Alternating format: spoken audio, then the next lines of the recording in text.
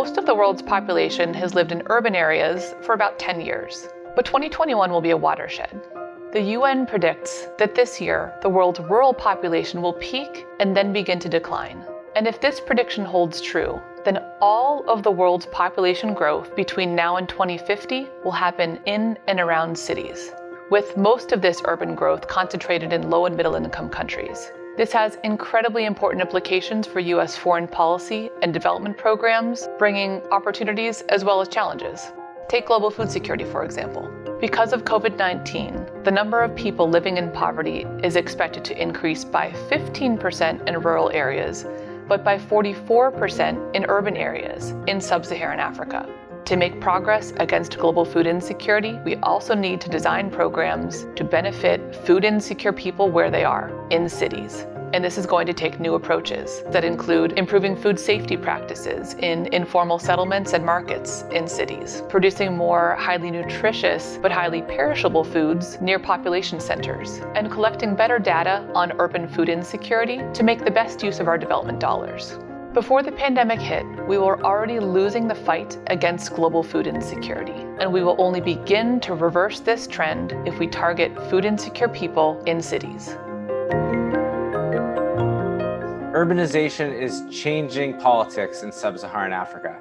By the end of this decade, the continent will be 50% urban. This means for politicians and for international partners, they have to adjust the way that they are engaging. There are more protests now in sub-Saharan African cities than ever before, and it is happening at twice the rate of the global average. Because of these dense, urban, sprawling cities, protesters and civil society activists are able to mobilize more effectively than they have in the past.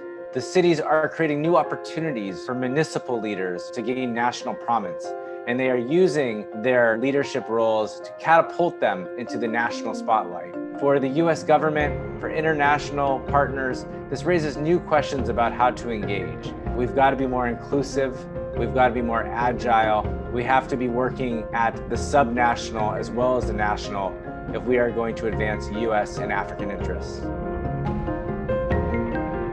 COVID-19 has brought global migration to an unprecedented standstill. But when they start moving again, people are likely to go where they've increasingly gone in recent years, to cities. Before the pandemic, 20% of global migrants lived in 20 cities around the world.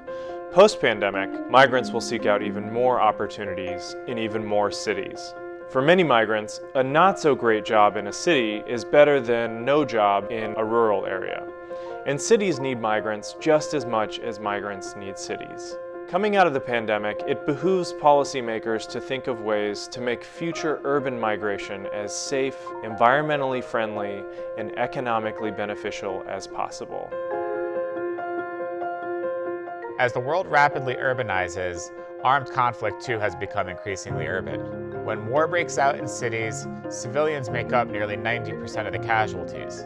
Higher population densities means attacks are much more likely to cause civilian consequences. Interconnectedness of infrastructure systems means that attacks that take out one part of a system can bring down the entirety of a system.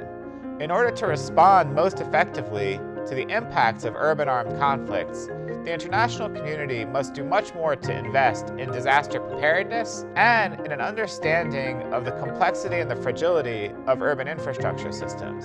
Humanitarian organizations, local and international, can do much more to understand the impact of violence in cities, sensitize arms carriers, non-state armed groups, and state militaries about the impacts of war in cities, and invest more in disaster preparedness, especially at the local level, so that when violence does break out in cities, there are people there that are able to respond most effectively, understanding the local dynamics and the complexity of the local systems.